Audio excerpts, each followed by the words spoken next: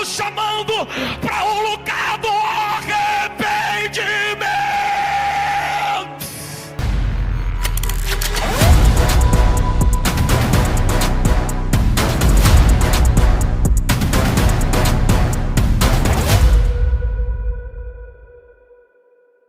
Glória a Deus, aleluia. Paz do Senhor, meus irmãos. Quem está com sono diz amém.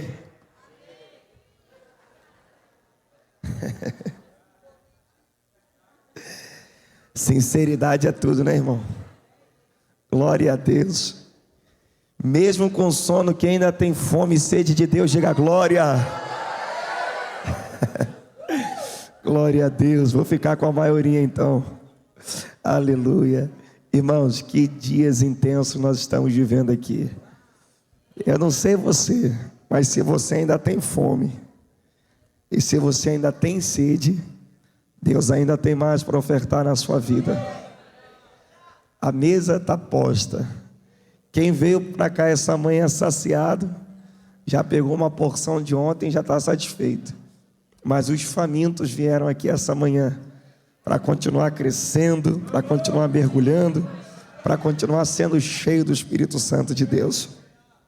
Minha palavra aqui é de gratidão a toda essa igreja, de gratidão aos pastores dessa igreja. Deus abençoe, pastor Jurandir, pastora Giane, pastor Yuri, meu xará, pastor Ananda. Que família abençoada, que família especial. Foi muito bom estar com vocês. Eu estou voltando daqui a pouco, irmãos. Pode ser que você me veja saindo antes do culto terminar, por causa do meu voo. Tem que estar no aeroporto aproximadamente 1h30 da tarde. Então, acabar de pregar, vou precisar correr. Mas já levo aqui um carinho de vocês, a saudade. Deus continue abençoando muito essa cidade, prosperando vocês poderosamente. Ao final ali do lado, não vai dar. Eu falei ao final, mas não vai dar não. Meu livro está ali. Então eu preciso de 40 crentes que passem ali antes do culto acabar, para levar os 40 que ficaram, para eu não precisar despachar a mala e chegar no aeroporto com tranquilidade, tá bom? Senão vou ter que correr daqui para lá para poder despachar. Não é um livro sobre depressão teórico, é um livro prático. Segundo a última pesquisa que fiz, a OMS disse que a cada 40 segundos uma pessoa tira a sua própria vida. O suicídio é a terceira maior causa de mortes entre jovens e adolescentes no Brasil. E é a segunda maior causa de morte no mundo. Então talvez você conheça alguém que tenha limitações, que tenha dificuldade de procurar ajuda, de procurar uma orientação médica. E esse livro tem quebrado cadeias por onde tem passado. Eu tenho colhido testemunho de pessoas que foram curadas. Estou falando de feridas antigas. Uma irmã no outro dia me procurou e disse no final do culto: pastor, aos meus 15 anos eu fui abusada. E durante mais de 12 anos eu carreguei essas marcas no meu coração. E através da leitura do seu livro, Deus mudou tanta coisa dentro do meu coração. Eu tenho ouvido testemunhos desse nível de tratamento de Deus. Uma irmã me procurou na rede social, eu tornei público, e ela disse: pastor, são 3h15 da manhã. Uma presença acabou de invadir o meu quarto. E uma depressão que me escravizava por mais de 15 anos, eu sinto que acabou de sair da minha vida. Eu estou curada para a glória de Deus. Esse livro foi escrito durante 8 anos, irmãos, de forma ininterrupta. E em vários momentos, em várias estações. Às vezes no monte, às vezes eu não tinha um lugar apropriado para escrever, eu ia para o monte com o meu computador. Às vezes no quarto de oração. E ali Deus foi ministrando e eu fui transbordando aqui para esse livro. Então eu estou brincando com vocês para comprar ali, mas eu tenho certeza que vai ser um instrumento de cura para a vida de muitas pessoas. Se você conhece alguém, se você tem alguém na sua mente, compre o livro, eu tenho certeza que vai te abençoar, tá bom? É apenas R$40, tem máquina de crédito, débito ali, passa ali, eu tenho certeza, algum momento dessa mensagem, não vai agora não, mas algum momento passa ali, quando acabar eu preciso sair direto, tá bom? Lucas capítulo de número 5, versículo de número 36, Evangelho de Lucas, capítulo de número 5, versículo de número 36. Glória a Deus. Lucas 5,36. Põe na ACF, acho que fica melhor, a gente ficar na mesma versão isso. E disse-lhe também uma parábola: ninguém deita um pedaço de uma roupa nova para coser, para costurar em roupa velha, pois romperá a nova, e o remendo não condiz com a velha. E ninguém deita, e ninguém põe vinho novo em odres velhos. De outra sorte, o vinho novo romperá os odres, e entornar-se-á o vinho, e os odres se estragarão. E os odres se estragarão. Mas o vinho novo deve deitar-se em odres novos. Mas o vinho novo deve ser colocado em odres novos, e ambos juntamente são conservados. Pai, te agradecemos, Senhor, pelo privilégio que temos de estar essa manhã na tua presença, para glorificar, exaltar e engrandecer o teu nome. Nós escolhemos essa manhã a boa parte, Senhor. Muitos de nós já refletimos as marcas, Senhor, do cansaço, de uma entrega intensa, mas escolhemos estar aqui porque sabemos, Senhor, que Tu ainda tem algo novo para derramar sobre nossa cabeça. Te agradecemos, ó Deus amado e querido, por tudo que o Senhor tem feito. E o desejo do meu coração é que mais uma vez o Senhor fale com a sua igreja, não aquilo que nós queremos ouvir, mas aquilo que nós precisamos ouvir. Que o Teu Espírito tenha liberdade em passear por essa igreja, salvando, libertando, curando, fazendo aquilo que apraz ao Teu coração. Amarra-nos no Teu altar, Senhor.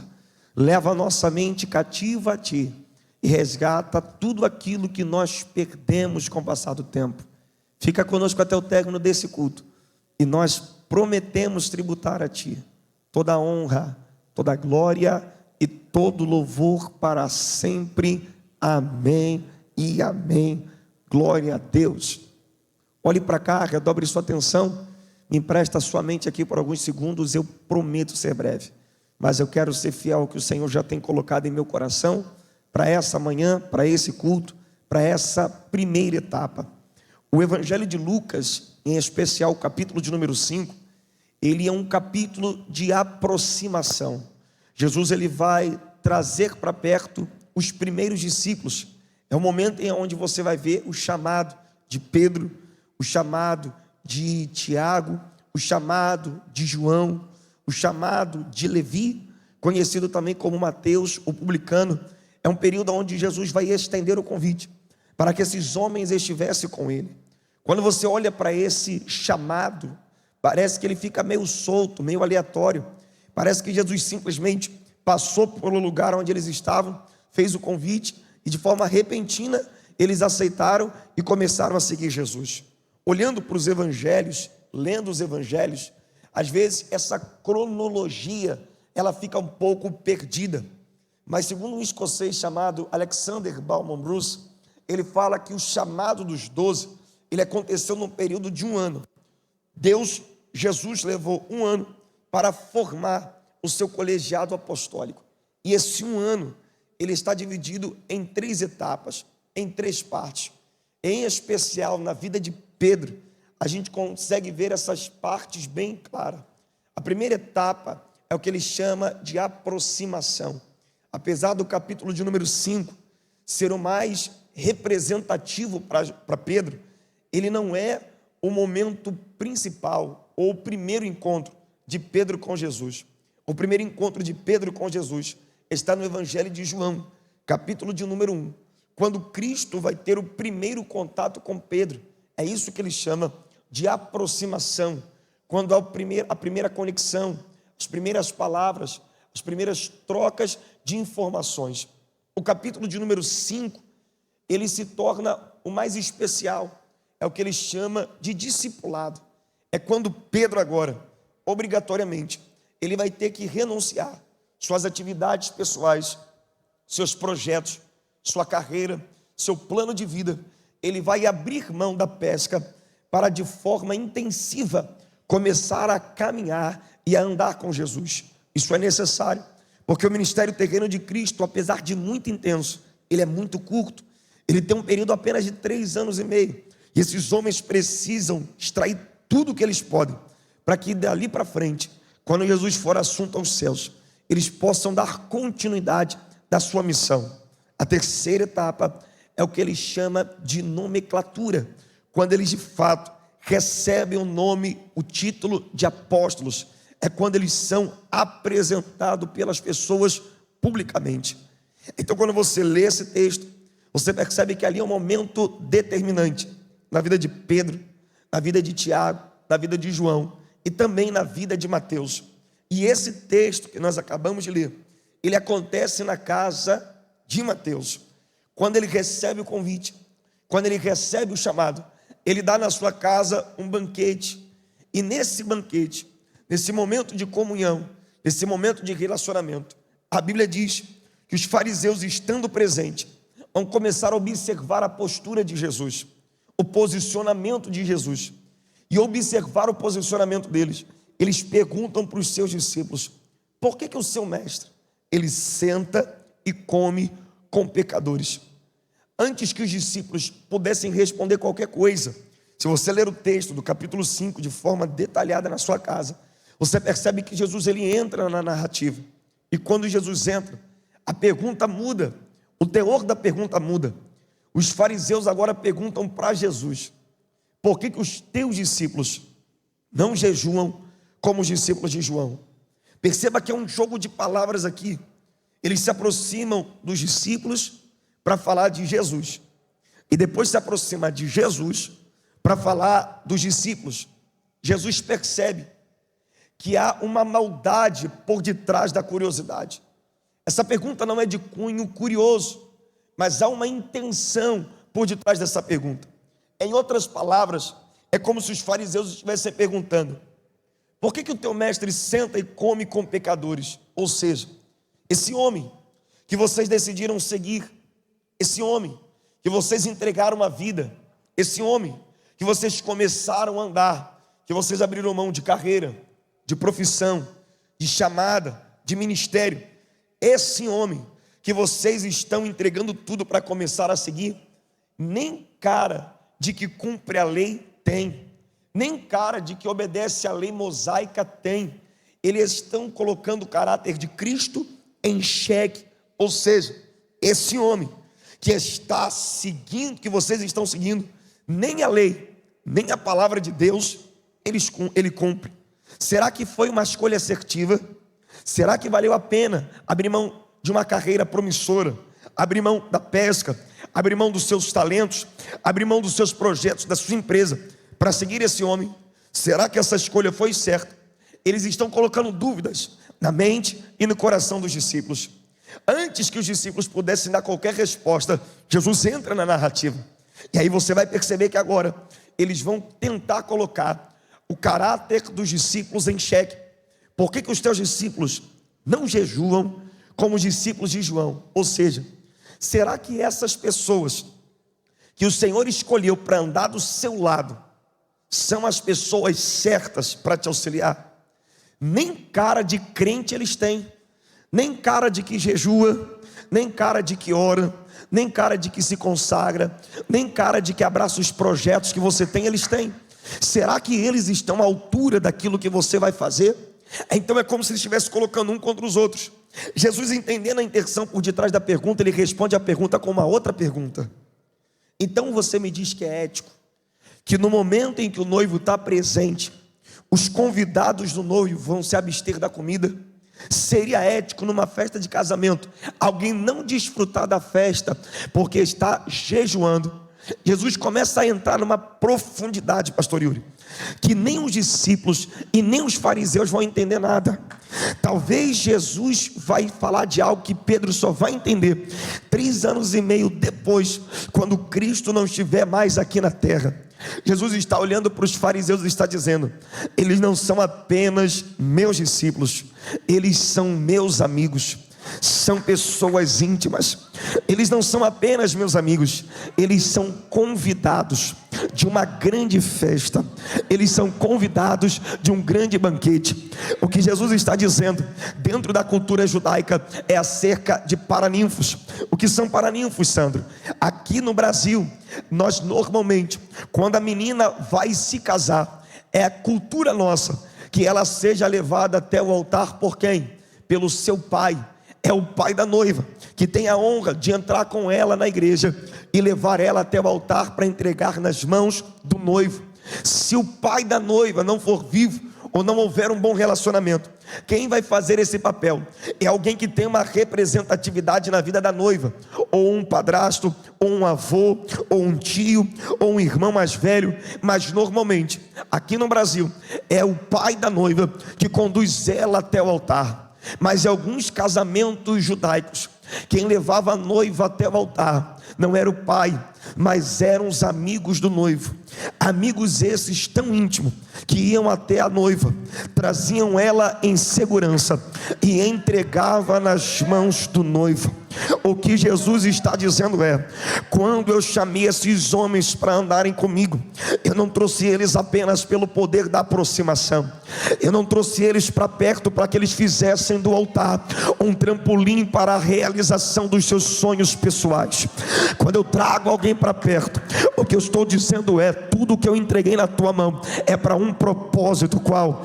Edifica a noiva, prepara a noiva para que ela sinta o anseio de querer se encontrar comigo naquele grande dia. O que eu prego nesse altar precisa gerar em você o desejo de conhecer a Ele. O que se canta nesse altar precisa gerar em você o desejo de se aproximar dEle. O que se toca nesse altar precisa gerar na igreja o desejo de ir mais perto dEle. Porque se aquilo que eu faço, eu sobressaio mais do que o noivo, eu não sou amigo dele, eu sou amante da noiva, eu quero sobressair ao noivo. Então quando Deus chama alguém para o altar, o que Deus está dizendo é: edifica a noiva, prepara a noiva, leva ela até o altar. Paulo, entendendo a sua responsabilidade, em 1 Coríntios ele diz: eu sei que eu estou vos preparando como uma noiva pura e virgem, para vos apresentar ao noivo, a saber, a Cristo. O que Paulo está dizendo é: as marcas que carrego, as perseguições que sofro, as chicotadas que recebo, tudo o que eu estou passando, as privações de sono, de dor, as prisões que passo, é para que a noiva chegue até o noivo, e naquele grande dia eu vou dizer: aquilo que o Senhor colocou em minhas mãos está aqui para que o teu nome seja glorificado. Se Deus te chamou para a obra, se Deus está te chamando para o ministério, se você está no fornalha essa manhã, se Deus derramou um dom em você, um talento em você, então aquece as turbinas, acende o teu coração, porque há um povo que precisa ouvir acerca do noivo, e é você que Deus chamou para andar do lado dele, dizendo: prega sobre o reino, fala sobre o reino, toca sobre o reino, canta sobre o reino, discipula sobre o reino, abraça sobre o reino. É tudo sobre ele, porque dele, por ele e para ele são todas as coisas. Viemos dele, vivemos para ele e voltaremos para ele, porque dele, por ele e para ele, porque dele, por ele e para ele são todas as coisas. Tua vida, tua casa, teus filhos, teus sonhos, teus projetos, no final das contas só tem um propósito: que o noivo seja glorificado. Cadê os que vieram para o fornalha essa manhã? Pergunta para quem está do seu lado: quer queimar por ele? Quer viver por ele? Então você precisa aprender a estação que você está vivendo. Dentro dessa perícope, Jesus fala de 3 exemplos. Jesus fala, pastor, acerca de uma roupa nova e de uma roupa velha. Ele fala da presença do noivo e da ausência do noivo. Ele fala de um odre novo, um odre velho, um vinho novo e um vinho velho. Dentro dos exemplos que Jesus trouxe, existe uma palavra que está escondida nas entrelinhas desse texto. E sabe que palavra é essa? Tempo. Diga comigo. Entre o noivo estar presente e ele se ausentar, existe um espaço de... Entre uma roupa ser nova e uma roupa se tornar velha, existe um espaço de... Entre um vinho ser novo e esse vinho se tornar velho, entre um odre ser novo e esse odre se tornar velho, existe um espaço de... Jesus está dizendo: se eu pego um odre velho de um tempo e coloco dentro dele um vinho novo de outro tempo, quando eu misturo as estações, vai haver uma perda, porque o vinho vai fermentar, o odre não vai suportar a transformação do vinho, e quando ele fizer pressão, o odre estoura, eu vou perder o odre e vou perder o vinho. Se eu pego uma roupa de um tempo e costuro com a outra roupa de outro tempo, e eu misturo as duas no mesmo plano, o remendo de uma não condiz com o tecido da outra, e com o tempo vai rasgar, eu vou perder a roupa nova e vou perder a roupa velha. Então o conselho de Jesus é: eu não quero perder nem um odre que é velho e nem um vinho que é novo. Então quem anda comigo precisa aprender a discernir Existem coisas na sua vida que não é que Deus não quer fazer, é que não chegou a hora delas acontecerem. Não é que Deus não quer abrir, é que não chegou a hora dessa porta ser aberta. E Ele sabe que se antecipar algumas coisas, aquilo que você pede vai te quebrar, vai te destruir. Então Deus prefere essa manhã te ver frustrado em cruz das almas.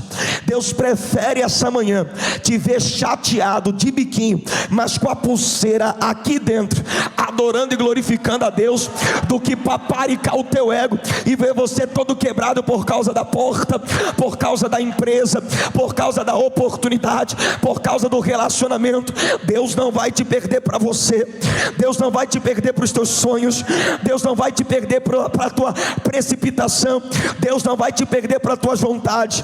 Existem coisas que Deus está dizendo: mas eu queria passar naquela prova, Yuri, e Ele está dizendo: calma, não chegou o tempo, eu estou preservando o odre e o vinho, mas eu queria que esse namoro desse certo. Calma, não chegou o tempo, eu estou preservando você e o teu futuro, mas eu queria muito comprar esse carro agora. Calma, odre, ainda não chegou o tempo, eu estou preservando você e a tua casa, mas eu queria tanto abrir esse CNPJ. Calma, tua hora vai chegar, mas por hora espera naquele que sabe a hora certa, que sabe o tempo certo, que sabe a estação certa. Aquele que preparou tudo para você na hora certa, Ele vai alinhar as coisas. Se não aconteceu ainda, não é porque o diabo se levantou, porque o diabo não pode intervir naqueles que estão queimando por Deus. Se não aconteceu ainda, é porque o céu está dizendo: eu estou te preservando. Não é prejuízo, é cuidado. Não é ditadura, é preservação. Não é punição, é amor.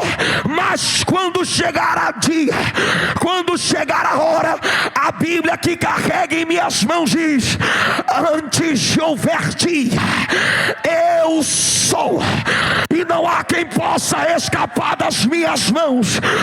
Operando Deus, fala para mim, cruz das almas, quem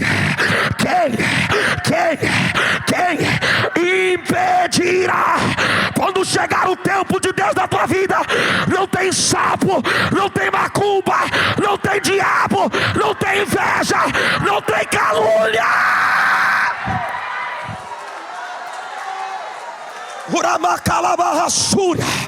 Quando chegar o tempo de Deus, ninguém te para. Sacode quem está do teu lado e diga: espera em Deus. Oh, aleluia. Ah, meu Deus, cadê o meu tecladista? Me ajude aqui. Onde é que você está, varão? Sobe aqui no altar, vamos pregar junto. Oh, glória a Deus. Vai lá, pastorzão. Sabe cantar também? Oxe, eu ia fazer igual o Raik ontem. Preciso de um que cante, que tem um cabelo de trança.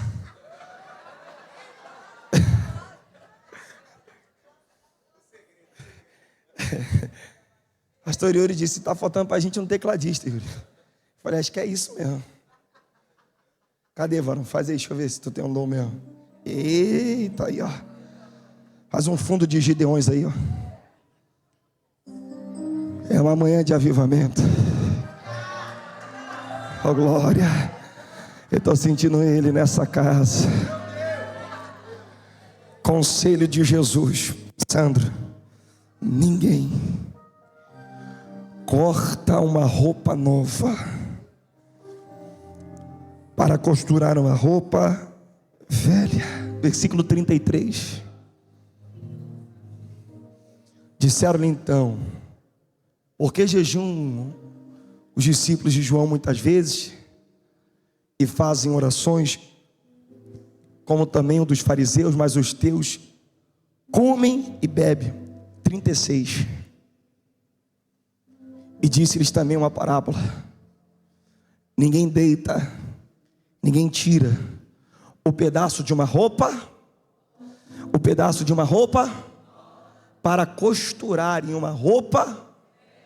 Não é alguém que tem uma blusa que gosta, uma roupa que gosta, Sandro, e por um acidente, por uma tragédia, acabou rasgando, acabou sujando e pensou: lembrei, tem uma roupa que eu não estou usando mais, o tecido é parecido. Se eu rasgar essa roupa velha, eu consigo recuperar a roupa nova. Não. Jesus está dizendo de alguém que está rasgando a roupa nova para tentar recuperar a roupa velha. Não é progressão, é regressão.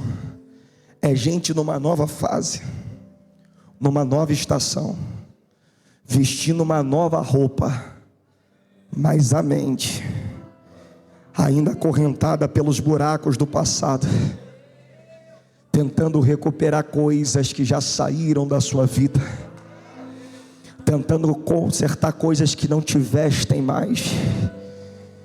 E existem pessoas que não entenderam que existem coisas que Deus não vai consertar, existem coisas que Deus vai trocar. E se você não entender isso, você não vai conseguir seguir em frente, porque mesmo usando algo novo, tua mente ainda vai estar presa nos buracos das roupas lá de trás. E a todo momento, quando Deus quiser te levar para o próximo nível, você vai ficar tentando consertar o que saiu, vai ficar tentando recuperar o que não te veste mais, vai ficar tentando ajustar o que saiu da sua mão. E é por causa dessa dependência emocional que muitas pessoas estão presas essa manhã a cárceres espirituais. Jesus já mudou teu relacionamento. Por que você ainda fica indo no Instagram dela? Jesus já mudou tua estação. Por que nas mesas que você senta, você ainda quer saber por onde ele anda? Está tentando recuperar a roupa velha? Está tentando consertar o que Deus tirou da sua mão? Já saiu daquela igreja? Por que ainda fica vendo como é que está o culto lá? Já saiu da liderança? Por que está torcendo para quem está liderando agora se arrebentar? Deus já te tirou daquele lugar. Por que você ainda está preso a coisas do teu passado? Existem pessoas que por causa da sua dependência emocional não conseguem avançar, e a todo momento ficam voltando no lugar da dor, no lugar da frustração, no lugar aonde você foi ferido, no lugar aonde houve perdas, aonde houve marcas. Todas as vezes que o seu passado se torna presente, você compromete o seu futuro.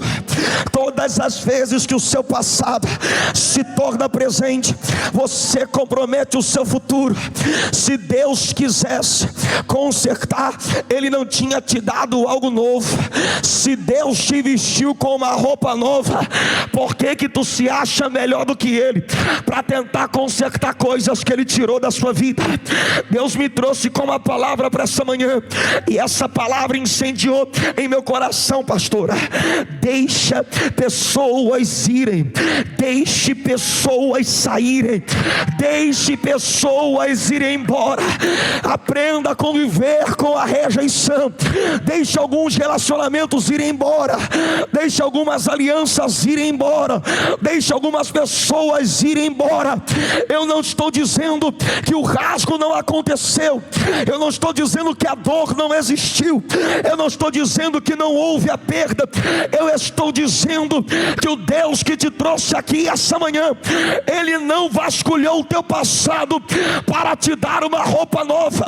Conhecendo as marcas de lá de trás, Ele firmou teus pés sobre a rocha, escreveu teu nome no livro da vida, colocou um novo cântico na tua boca, te deu um banho no sangue do Cordeiro, e Ele diz para alguém essa manhã: vai,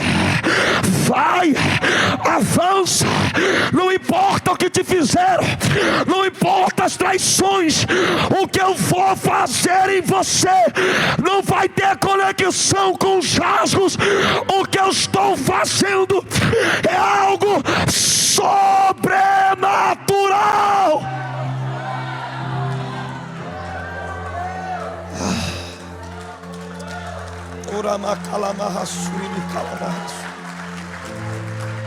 Eu sinto uma graça de Deus nessa manhã.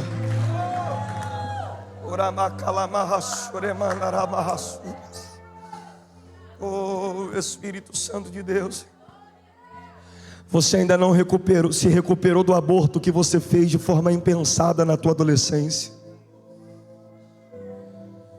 Você está achando que as coisas não deram certo porque lá atrás você foi infiel à sua esposa. Você ainda carrega marcas que nem Deus faz questão de se lembrar mais. E toda hora você tenta recuperar o que saiu da tua vida. Marcas de abuso, marcas de abandono, marcas de traição.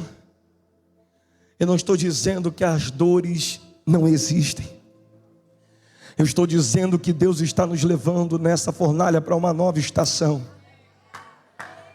E para você chegar a novos níveis, foi falado ontem, eu estou só reforçando hoje.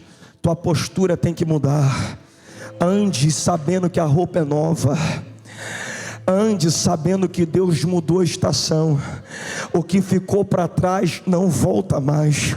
E esquecendo-me, uma decisão voluntária. Esquecendo-me, eu não quero mais trazer isso para minha cama antes de dormir. Eu não quero mais deixar esses pensamentos povoarem a minha mente enquanto eu dirijo.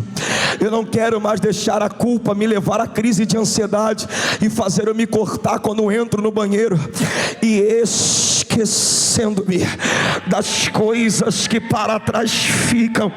O que era para dar errado já aconteceu. O que era para me envergonhar já aconteceu. Mas isso não tem poder de me parar. Isso não tem poder de me deixar no chão. E esquecendo-me das coisas que para trás ficam, eu lembro que Ele investiu em mim, colocou uma roupa nova, e eu estou avançando em direção ao prêmio que Ele me prometeu. Chegou a hora de você deixar as dores no lugar dela, as marcas no lugar dela, os abandonos no lugar dela. Se o teu pai não te acolheu, se a tua mãe não te deu atenção devida, hoje Deus te deu uma família. Tem um menino que precisa de abraço, não prive ele de carinho porque você não recebeu carinho. Não prive o teu filho do colo porque você não foi pegado no colo. Tem alguém que precisa de você, que quer ouvir te amo, que precisa ouvir teu carinho, teu amor. Não é porque te feriram que você vai ferir alguém. Deus está dizendo: vista essa roupa nova, esquece o que aconteceu, porque o que eu já preparei para 2026 para frente. Não. Você está com sono, você ainda não chegou no fornalha.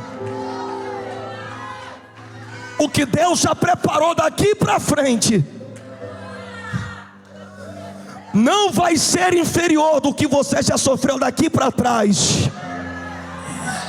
Isso não é jargão de pregador, pastor Yuri. Salmo 90, Moisés orando, ele diz: Deus, alegra-me, Senhor. Se eu não me engano é o verso 15, se eu não me engano. Alegra-me, Senhor, pelos anos em que me afligiste. Alegra-nos, Senhor, pelos dias em que nos afligiste, e pelos anos em que vimos o mal. Deixa lá. Alegra-nos, Senhor. O Deus que eu sirvo, Ele trabalha por recompensa. O que eu vi não dá para pagar.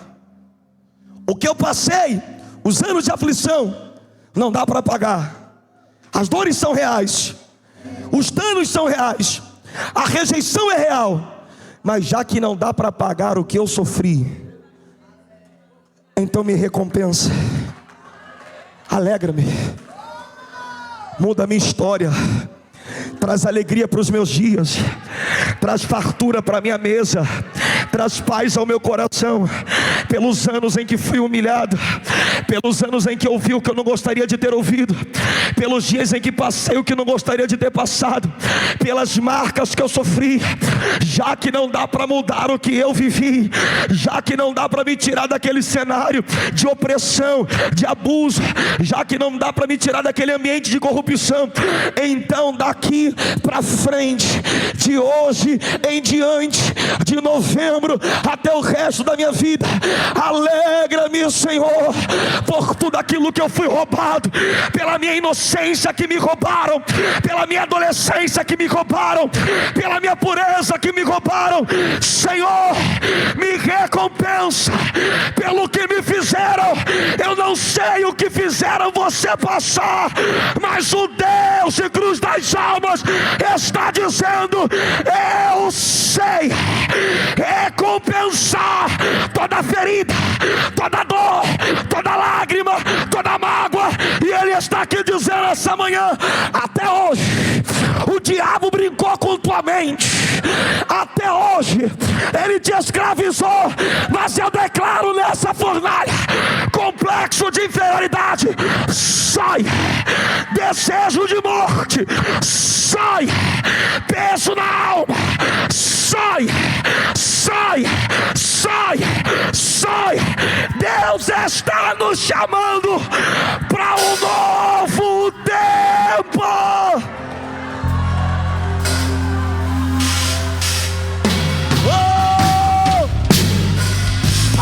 Está fluindo. Quem tem glória da glória, quem tem aleluia da aleluia, quem tem glória da glória, quem tem aleluia da aleluia, e quem é batizado no Espírito Santo, abre a boca e atrai o noivo. Vai, vai, vai, vai. O renovo de Deus tomou essa casa agora.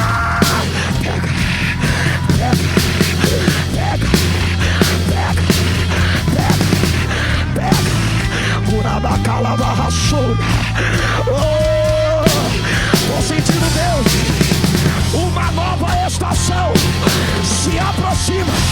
Olha Ele calçando teus pés para te dar velocidade.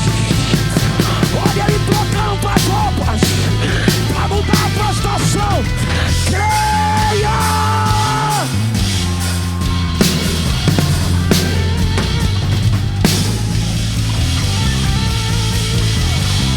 Deus não colocou vocês nesse altar para ajudar o pregador. Deus colocou vocês nesse altar para fluir no meio da igreja. Quando Davi tocava a harpa, demônios tinham que sair. Em nome de Jesus, Espírito Santo de Deus, que enquanto os músicos estão adorando nesse altar, vai descer um bálsamo. E onde houver marcas, dores, culpa,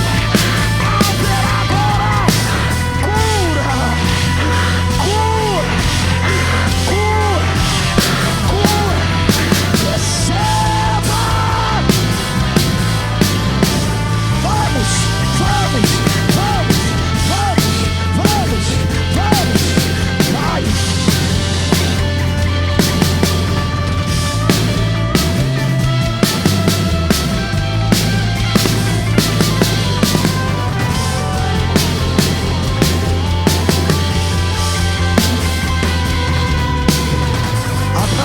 está do seu lado,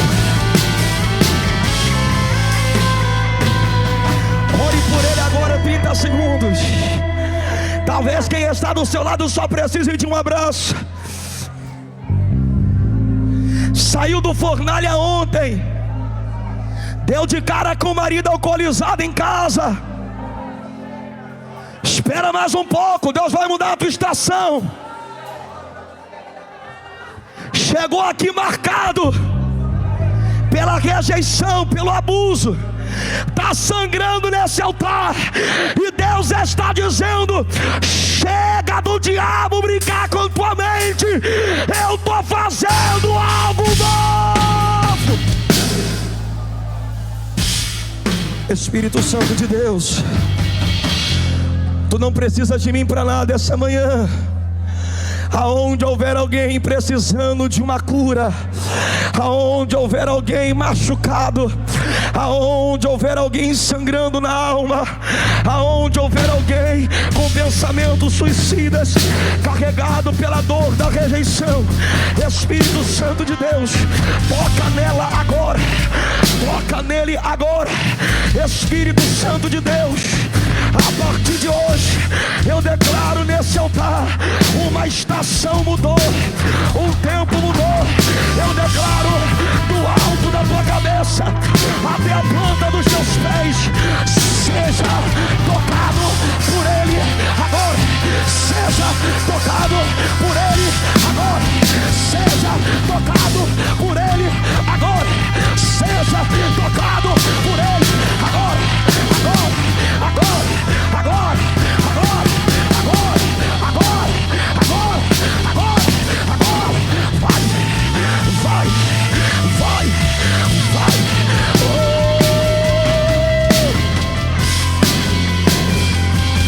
Isso, meu guitarrista, fui,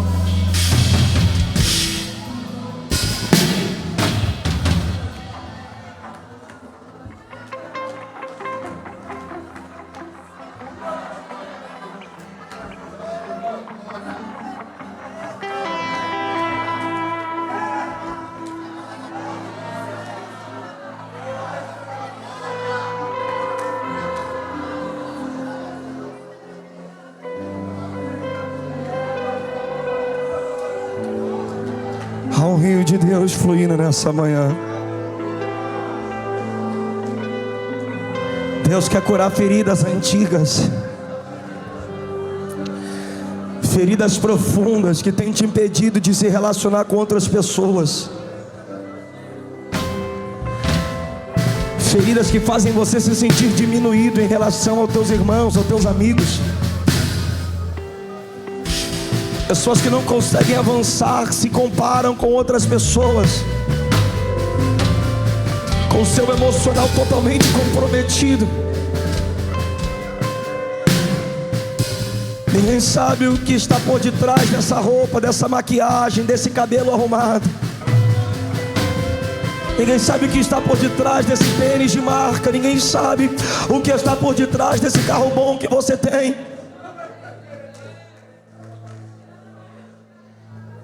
Essa manhã Ele quer que você se quebre no altar. Abre a porta.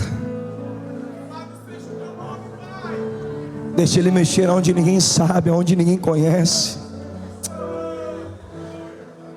Feche os teus olhos aí e escute o que eu vou lhe dizer. Todos nós, Sandro, temos um lugar dentro de nós que a gente fecha a porta, pastora. Você já recebeu uma visita em casa sem estar esperando? Você já recebeu uma visita inesperada dentro de casa? O que você faz? Sai catando as roupas do meio do sofá, da sala, pega os sapatos que estão espalhados, os brinquedos, tira tudo de cima das coisas, joga num quarto, fecha a porta e apaga a luz. Parece que a casa está em ordem, mas tem um quartinho cheio de bagunça que ninguém tem acesso. E o Espírito de Deus está dizendo essa manhã: abre a porta,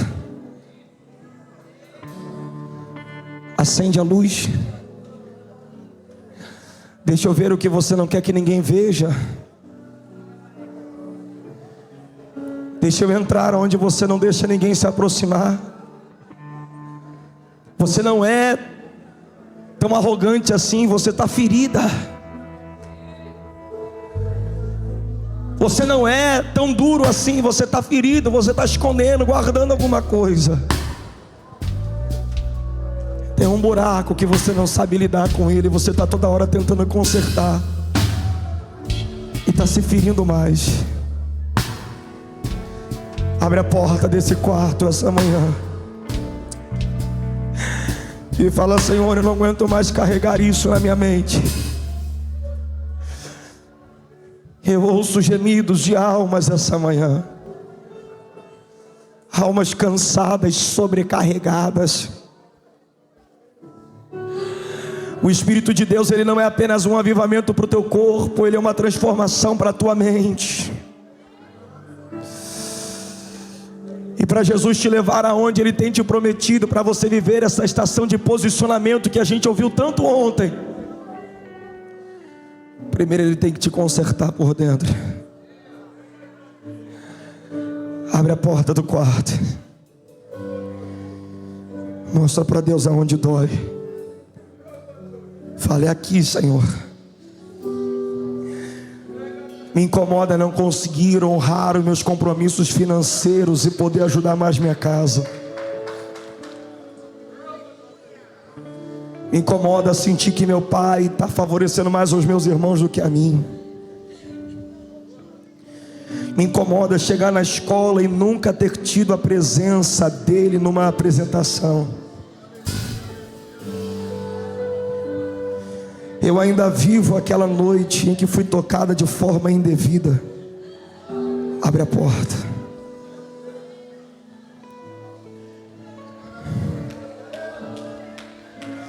Abre a porta.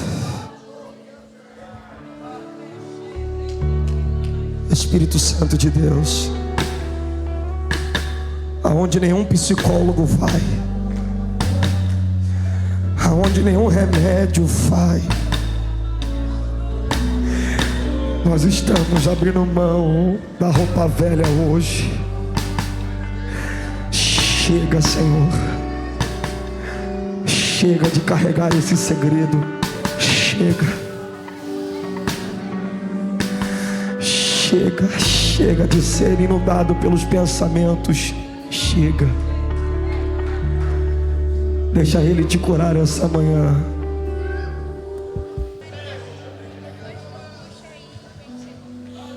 Existem pessoas que chegaram aqui carregadas essa manhã. Vieram em busca de uma resposta, de uma direção. Pessoas que não estão vivendo, estão sobrevivendo dentro de casa. Perderam a expectativa do futuro, perderam o anseio pela Tua palavra. Estão mornas, Senhor, essa manhã.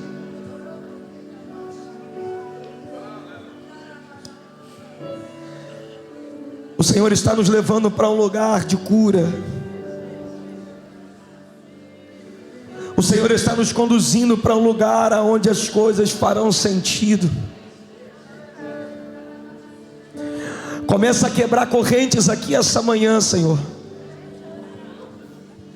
Correntes que impediam pessoas de se relacionarem.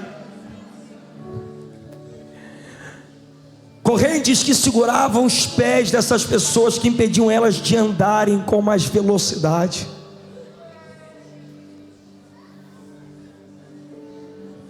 Padrões familiares, Senhor, que impediam eles de acessar o que o Senhor deseja derramá-lo.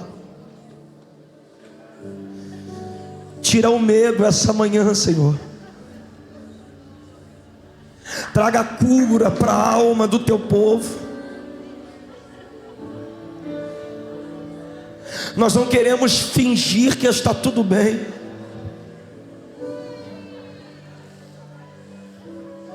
Nós não queremos nos esconder atrás das nossas coisas, dos nossos stories. Revira a gente de cabeça para cima essa manhã. Todo acesso que o diabo tinha para lançar um dardo e tocar na nossa ferida. Eu estou dizendo que toda palavra de maldição que tinha força para deixar essa mulher na cama o dia inteiro, toda comparação, toda palavra pejorativa, eu estou destronando o diabo nessas vidas agora. Eu declaro nesse altar, nesse período da manhã, Senhor, que nós voltaremos para nossa casa com sentimento de dívida paga. Não há pelo que se envergonhar mais. Haverá vida no meio dos escombros, Senhor. Nós não seremos a destruição daquilo que fizeram conosco.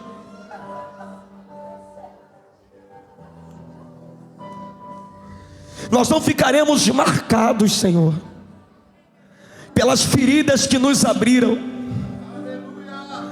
Mas eu declaro essa manhã que todo o acesso que os demônios tinham para te escravizar estão caindo por terra agora. Porque para o lugar aonde Pedro vai com Cristo, não dá para ir com uma roupa velha e não com odre velho. Eu preciso você com odre novo e com uma roupa nova. Porque eu estou disposto a confiar em você. Você precisa estar pronto para as mudanças. Se desapegue de coisas que fizeram parte da tua vida até hoje. Se desapegue desse carro, dessa casa, desse ciclo de amizade. Se desapegue disso, porque senão você não vai conseguir desfrutar do que Deus irá fazer. E a minha oração essa manhã é que Deus, Ele tire o odre velho e você saia daqui um odre novo para receber um vinho novo.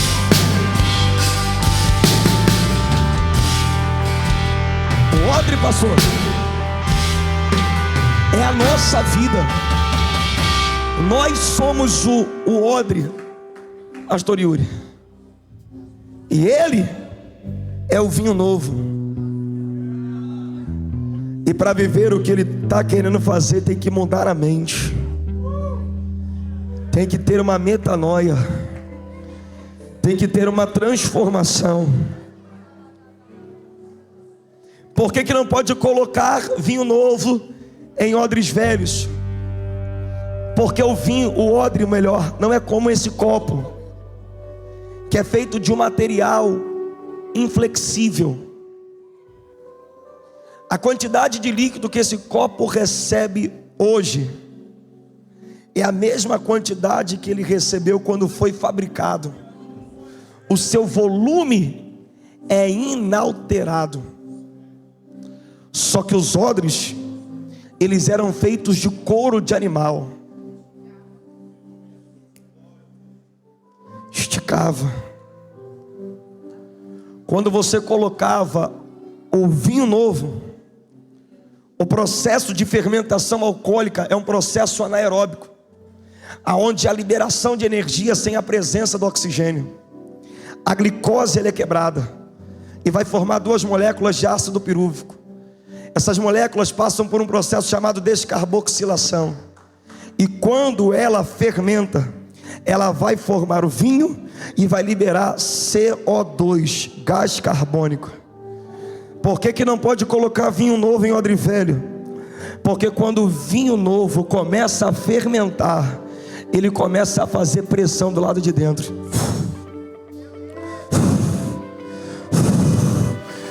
O vinho é transformado na pressão, o odre é transformado na pressão.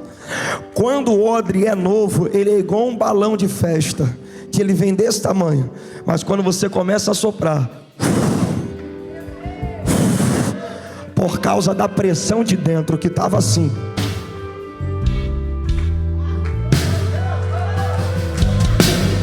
crente cresce é na pressão. Quanto mais pressão, mais o odre desenvolve. Odre velho não gosta de pressão. Quando o pastor pressiona, diz: então faz você, lidera você, ajuda você. Mas odre novo, quanto mais pressão ele recebe, mais ele cresce, mais ele se desenvolve. Se botar vinho novo em odre velho, na pressão, ele estoura, vai perder o processo. Mas aí Jesus disse: pega o vinho novo e bota dentro do odre novo, porque aquilo que começar a pressionar do lado de dentro vai fazer ele ter resultado do lado de fora. Vai o vinho andando por Jerusalém, vai o vinho andando por Samaria, vai o vinho andando pela Galileia. E na caravana do vinho tinha tudo que é tipo de odre: odre novo, odre velho. E como é que você sabe quem é quem? Quando o vinho se manifesta, vai o vinho, encontra um odre novo e ele diz: eu quero ver. O vinho poderia ter feito aquele odre enxergar de várias formas. Teve um cego que ele disse: você quer ver? Veja. Mas para esse, ele cospe no chão, mistura saliva com lodo, esfrega na cara do odre e diz: vai achar o tanque. Os odres velhos começam a olhar para ele e dizer: que nojeira é essa? Cuspir no chão, misturar saliva com barro. Nunca vi Abraão fazendo isso, nunca vi Isaac fazendo isso, nunca vi Jacó fazendo isso. Se o odre for velho, vai se escandalizar com o que vai acontecer na fornalha de 2026 para frente. Mas nunca vi nenhuma igreja aqui fazendo isso. Pois é, vai ter que trocar o odre. Aí o odre que era novo, Sandra, todo cuspido, foi o vinho que cuspiu. Cadê o tanque? Cadê o tanque? Cadê o tanque? Você só conhece o odre quando o vinho se manifesta. Vai o vinho, pastor. Olha a mensagem do vinho.